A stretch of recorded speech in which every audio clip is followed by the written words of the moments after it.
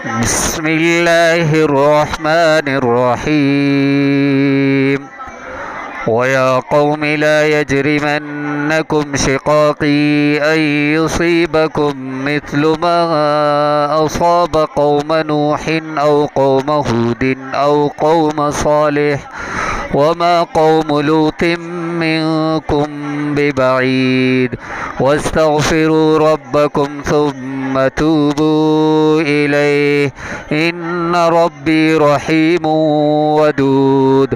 قالوا يا شعيب ما نفقه كثيرا مما تقول وإنا لنراك فينا ضعيفا ولولا رحتك لرجمناك وما أنت علينا بعزيز.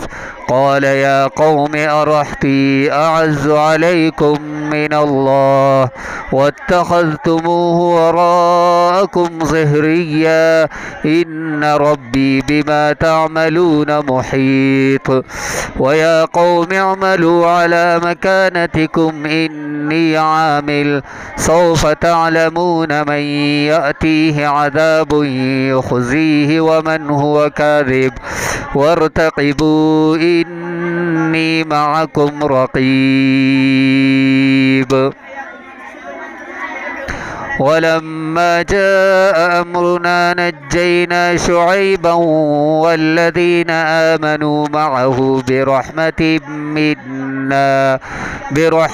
منا وأخذت الذين ظلموا الصيحة فأصبحوا في ديارهم جاثمين كأن لم يغنوا فيها على بعدا لمدين كما بعدت ثمود.